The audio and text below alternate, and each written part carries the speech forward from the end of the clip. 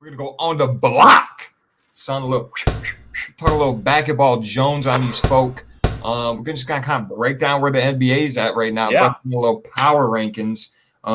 Richie, pull me up that fucking power rankings. Yeah, so we're just going to go ahead and go on through it. So this is ESPN's power rankings through week 16. If you've been following along every week, they got a couple of writers over there. Sorry, not giving y'all credit right now. Go check them out. But yeah, ESPN putting out them power rankings every week. So we're just going to go through it. This isn't East and West. This is the whole league. We're going to go down 1 through 10. Starting out number 1 seed, still up there. We got them Utah Jazz sitting at 38-11, dude. Currently on the longest winning streak in the league this year on a 9-piece. They're just eating, bro. They got the pillars, dude. They got Donovan Mitchell, Rudy Gobert. Mitchell's averaging about 28. Gobert's up there with about 15, 12 boards, couple blocks a game. I mean, they're just eating. They really are eating this year. I think kind of out of nowhere, too. The Jazz have really always been kind of a competent basketball team, but this year just playing great team, sound basketball. Obviously, Donovan Mitchell is frying. My only thing with this Jazz right now is, I look at the Lakers, I look at the Clippers, and even really the Nuggets. I just don't know if the Jazz beat one of those teams in a 7-game series. Obviously, they have the best record. But you get in those playoff moments, man, you need players to really take over, man. And Donovan Mitchell is obviously a baller and has the ball in his hands. He can do that. But other than him, man, I mean, Rudy Gobert is not creating his own shot. I do like me some Conley, Jordan Clarkson, Joe Ingles. But to me, those guys are just great, great role players. This team only has one superstar. And, I mean, they're playing great regular season ball. We've seen teams do this before. This reminds me of like a mid-2000s Heat team. With Dwayne Wade being like the Donovan Mitchell character, but great team, man. They do deserve that spot. They're playing great basketball right now. Championship, no, I don't see all that. No, I agree with you. I mean, like we just said, when it hits postseason, you're playing 7-game stretches against one team. It's a bit more intimate. You get down to the nitty gritty. You really see how the depth of that chart really plays. I don't even see him beating the bench got to come through. I don't even think they could beat Denver. Shoo!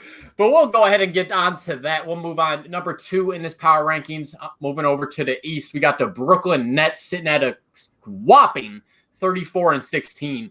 And it is a battle in the East right now between the Sixers, Bucks, and Nets. It's only a 1.5 game spread in between the 3 of those teams. So they're all up there. But just honing in on Brooklyn here, dude, the Death Star is about to be fully operational, dude. KD is close to return.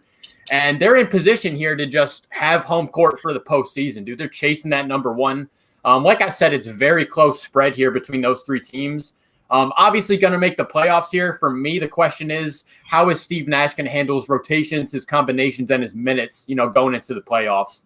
I mean, listen, bro, how is he going to handle it? Dude's got like 5 all-stars on his team kind of chilling. Like any one of them dudes can get you 30. Facts. I do think the next game they play, Kevin Durant will be back.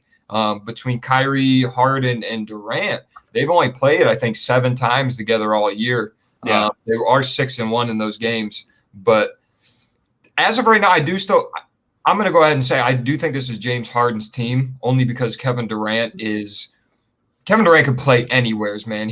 He's that good to where he doesn't need the ball in his hands like that. He could put up like 34 without the ball on 12 shots, man. He could fit in any system. It's Kevin Durant. But to me, since James Harden has come in and been the point guard of this team and has been able to take a step back and play some of that ball that he's doing right now, to me, this is his team, and he's just gelling. Honestly, I know numbers-wise he's taking a huge dip, and there's obviously, I think, bigger players in that conversation. But to me, James Harden is in that MVP race right now for what he's done as a whole this season. But they get Kevin Durant. He has to be.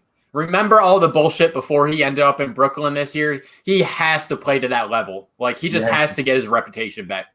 Yeah, no, for sure. And when you have Kevin Durant, when you have Kyrie Irving, and then 2 fringe all-star / Hall of Fame players and Griffin and LaMarcus Aldridge, still got DeAndre Jordan, you got yourself a fucking squad, man. So I do like Milwaukee. I do like Philadelphia. I like Philadelphia a lot, but something about this Nets right now, man, that's a hard fire to put out at the moment, bro. Just what?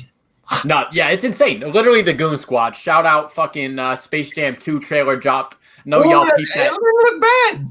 No, it's juicy, dude. I'm excited to see that. I like how they didn't just put LeBron in there. They got like the Goon Squad is other b-ball players, so that's hype. Original.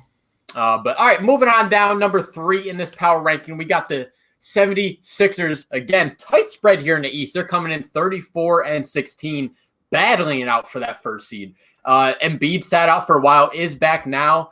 But the key to this team for me is Ben Simmons, dude. He just creates points, dude. I'm about to drop some stats on you. Listen to what I'm about to say. 52% of Ben Simmons' assists convert to 3-point shots made. Like, just feeding points, dude. And, everyone likes to get down on Ben Simmons because he has no jumper. And 100% right. In this league, I mean, we see centers that have incredible jumpers. You kind of have to, in today's NBA. Ben Simmons is making it happen with no shot, dude. Just absolute facilitator. Can drive to the rim. Don't get me wrong. When he puts up points, dude, he's yamming it in your face. But his primary role on that team is to just spread the ball. And they got shooters now, bro, and it's just working.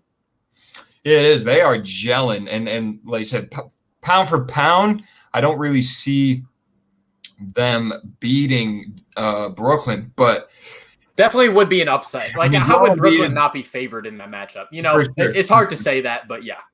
But I do think they do play a great brand of basketball. And I honestly think if Joel Embiid wasn't on that team, Ben Simmons could honestly be the best player in the league. I just think they obviously play great together. I think they just unbalance each other out to a little bit. If one wasn't so dominant, the other one would be I see what you're saying. On the next level. It's not Shaq Kobe. It's not Shaq Kobe. For sure. It's two different type of play styles. But Ben Simmons, man, yeah, is great. 6'10" point guard like that. They can just distribute the ball, yam on some folks. I don't really think he does need to even develop. He doesn't need to become a consistently great 3-point shooter. He just needs to gotta have free enough throws, bro. That's all I'm asking. Hit the free throws. That's all I'm asking. Well, I mean, But yeah, Sixers up there, man. Sixers got a really strong chance. I mean, honestly, they have for the past couple of years. It's going to come down to them playoffs. And honestly, and you got that coaching experience now. Doc Rivers in there, just doing the damn thing, making them gel. You said it. I mean, they're looking real nice, bro. Yeah, potential, and they got shooters, man. Shout out all them shooters they got. Next up, coming in ranked 4 in this top 10 here, we got Phoenix Suns, 34-13 on them, bro. And Devin Booker is just on a fucking heater, dude. He is eating. He just dropped a season high 45 against the Bulls, and then the next night followed that up with 32 against the Hawks. Just eating, bro. Shout out to Sun. Shout out Devin Booker. I think they still got that chip on their shoulder since that bubble, dude. I mean, they had that crazy run, didn't make the playoff bubble. But where do they fall when playoffs hit, dude? I don't really see them making it past the second round here. We're just talking about depth. I don't really think they got it like that. I don't even see them making it past the first round. Obviously, great regular season. Devin Booker is becoming a superstar in front of our eyes. He is. Kobe-esque, Brandon Roy type vibes, bro. He's not super athletic, but Duke just great off-the-ball player. Yeah. Great off-the-ball player. And I've been on the Suns thing for a minute. Obviously, they did the 8-0 thing in the bubble. And, I mean, within the past 5-6 years, the Suns have missed on a lot of their real early first-round picks. I know they missed on Justin Jackson. They missed on, another guy. Don't remember his name. They obviously had Kelly Oubre there for a year or something. And just kind of took them a couple years to realize, okay, Devin Booker's our guy. DeAndre Ayton's our guy. I really like the Mikal Bridges cat. And really all it took at that point was just get some leadership in there. They showed last year in the bubble, that 8-0 run, that these boys want to play hard, and did have a chip on their shoulder. And all it took was a Chris Paul, Jay Crowder to come in, just get some veteran heads in this locker room. And Chris Paul, we did a video about this before, just the impact he has on a basketball court, in a locker room, on an organization. How valuable of a player he is, not just from a skill set. But shout out to the Suns, man. For them to be number 4 in that power again is crazy. We haven't probably heard that in 10 years. But they're playing great ball. Devin Booker, dude. Shout out, bro. Dude is just wet like on book. You know what I'm saying? Yep. Moving on down, we got that 5th spot, and this is the team we were just talking about in that East race. We got the Milwaukee Bucks sitting at a hot 32-17 right now. And I'm just going to say it again, bro. The Bucks, the Nets, and the Sixers are all 1.5 games within each other. I mean, first place is going to be so important in the East. whoever has that first place is not going to have to play the other two of those teams. They'll only have to face one of them. So the seeding is going to be very important for this playoff run in the East. Looking at the Bucks, shout out Jeff Teague. But besides that, man, I mean, just not seeing what we need from their bench right now. I mean, they're winning games, but we need to see a lot more production out of this bench. Yeah, and big shout out Drew Holiday too. I know he just secured like a 4-year, $160 million Big deal with them. So I mean, they have Holiday, Giannis, and Chris Middleton locked in. And just looking at a Philly and looking at a Brooklyn, I don't know if obviously Giannis is 2-time MVP, but between Middleton and Holiday and Brook Lopez, I just don't know if that's enough to get it done. I really, really like those players. Love Brook Lopez, even Drew Holiday. Super underrated players, play hard, do a lot. Yeah. But come playoff time, winning that chip to get over that hump, I just don't know if that's going to be enough firepower, at least in the East, to get through a Philly or Brooklyn. I don't know. They're going to be great. They're going to be, as long as Giannis is on that team, they're going to be a great regular season team. It's going to be hard for them to get free agents to want to come to Milwaukee. You're going to have to trade. You're going to have to do this draft well, and that's just harder said than done. But I love their team. Obviously, Giannis is great, but just don't see him getting past those other two.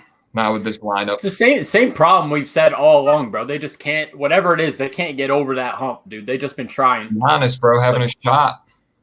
Facts. Facts. Moving on to the 6th seeded in this power rankings, we got the LA Clippers, not the Lakers. Clippers sitting at 33-18, coming off a W off of them Lakers, by the way.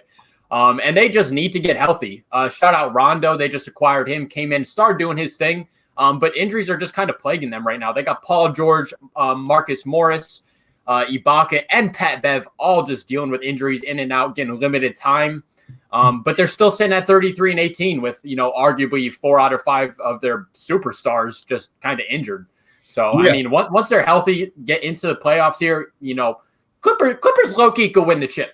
I think Clippers could. I think they're the sleeping giant in the West right now. Obviously, having the shit they kind of dealt with last year and the whole bubble thing and that little breakdown. But you still think, man, Kawhi Leonard is Kawhi. Paul George just depends if we get that playoff P or not. And I think especially this year, we talked about before, just because of how Kawhi and his leadership value he brings to the team, and it's not really there. Bringing in a guy like Rondo. That's the guy that has it, bro. That's the guy that has that. And this team, I think, for a while didn't really have an identity. They just signed a Boogie Cousins today too, which, but he's been hit or miss these last 5 years, bro. They got a little bit of toughness to him, especially having Ibaka and Pat Bev and Kawhi with the defense he plays. This is a hard defensive team. It's just come that playoff time, man, you're going to need those guys to step up. Kawhi's going to get his, Paul George might, and then it's just going to come down to the rest of that depth they have that's so good to be able to actually take over some basketball games. So I like them, though. They could win a chip. They could win the chip. 100% in the running for the chip. That's not cap at all, bro. None. Next up, 7th out of these 10 power rankings, we got the Nuggets, bro. Denver Nuggets sitting at a clean 31-18 right now. Just acquired Aaron Gordon, dude. We called he was out of that piece. And ever since they got him, bro, they've been 4 out of 5 straight wins. Beat the Hawks, Sixers, Clippers, who are all playoff teams, bro. And they're just beating them. So shout out to Nuggets. I mean, again, it's just when they're in the playoffs, can they excel to that next level? Can they make a run? But regular season, bro, they're balling some folk up. Yeah, no, I think the Suns are 100% legit. I'm on this train. Suns, I meant Nuggets. I'm on that wave. I think they are behind probably the Clippers, the best team in the West to potentially make it out. Obviously the Lakers too, but to get out of the West because, one, this boy Joker is frying. Yeah. I think he just set a record for like most assists or something as a center, 30-point triple. I don't know. He built a Wilt Chamberlain record, which isn't easy to do. But Joker could, if the season ended right now, could have the MVP. Obviously Jamal Murray's been a little quiet this year, just doing Jamal Murray things. And they have great depth. Michael Porter Jr., I think, was the ultimate steal out of that draft a couple years ago when we look back in 10 years. And obviously getting Aaron Gordon, who fits into that system, I think. He's just got to be so hungry for W's, bro. So hungry. I think he's going to, especially down this last stretch, he's going to look to want to play hard. And maybe some of these other guys can take a little bit of breather. And I like him, man. I like him against Phoenix. I like him against Utah. we get into the Lakers Clippers conversation. That's a different convo. But besides those two LA teams, I like Denver coming out of the West a lot. They play great team ball. And that's what it's all about, bro. Five people on the court, got to use them all. That's how you get dubs. Next up, coming in that 8th spot, we got the Lakers, who are 31-19, who just dropped down to that number 5 spot in the West after that loss to the Clippers. And let's just go ahead and not forget, bro. Here's my main point about the Lakers right now. They were 21-6 when they were healthy. LeBron and AD sat out, and now they're only sitting at 31-19, and they just acquired Andre Drummond. So, again, I think they're kind of in the same spot as the Clippers here. They just got to get healthy. They got a superstar team. Kuz has been stepping up and eating while the big men have been out. But, I mean, you get LeBron AD on the court, it's just a wrap. Like, you're just not going to stop that. Yeah, no, I still like the Lakers to get out of the West if I had to pick right now. I know they have been hurt, but I'm not really worried about anything. They'll get AD and LeBron back around the same time. And, without them being on the court, you could argue that Lakers team with that roster, without those two, are a pretty bad basketball team. But they've been playing all right. I disagree, bro. I think they're solid. They're solid for sure, but definitely not a championship team. But obviously acquiring Andre Drummond, who went out like the first 5 minutes he was in that toenail, game. bro. Get out of here. Just toenail came off. Marc Gasol is going to be gone, which I don't think they're going to miss much, but I think Drummond will be huge come those playoff runs. You're going to need a body on Joker. You're going to need some people to guard Gobert, come playoff time. And getting Drummond's going to be huge for that big presence I think they needed in the middle of the floor that they didn't have all year, that they missed a lot from Dwight and JaVale. So get LeBron and AD back, man. I'm not worried about this at all. LeBron James is Tom Brady of the NBA. You get into the playoffs. Go time. It's hard to bet against that, but I still like the Lakers. Fuck a power ranking. I'm with you on that, dude. Lakers are hot.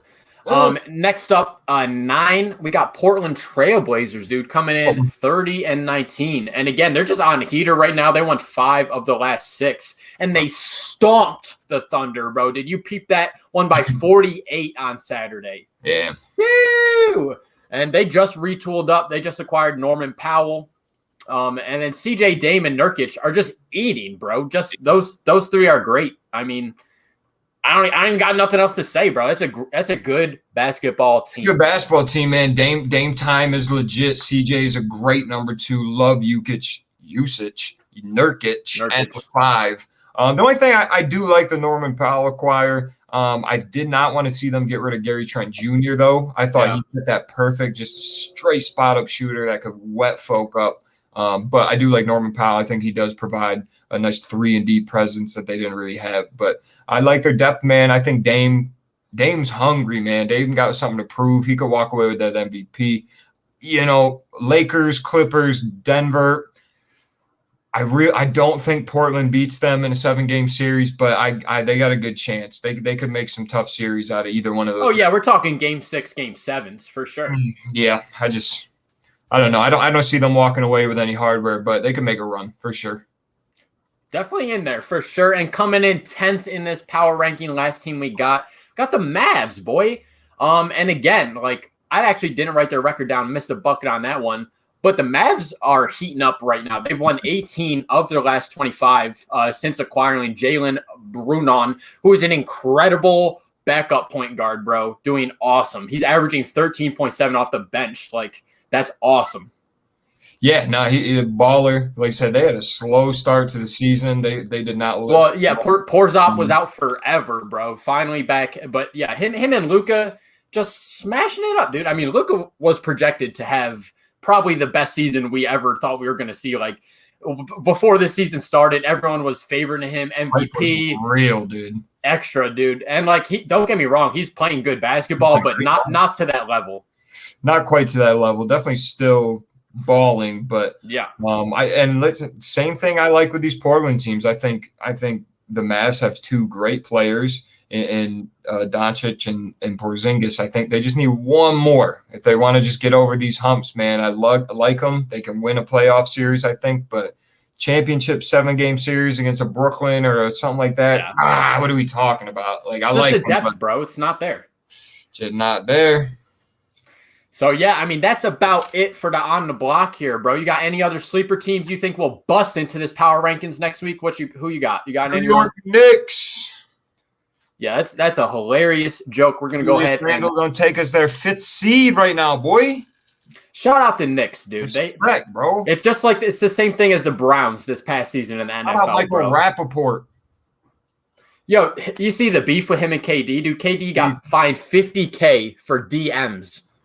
Yeah, I mean, Rappaport kind of sus for leaking them like that. It's like I know you got to represent yourself as like a player in the league, etc. But $50K for a personal message, dude, that's whoa. Imagine just a regular human like me and you got hit with that shit. You got hit with a $50K charge, bro. Like that take me years to recover. Like years to financially get back to that point. I will never financially recover.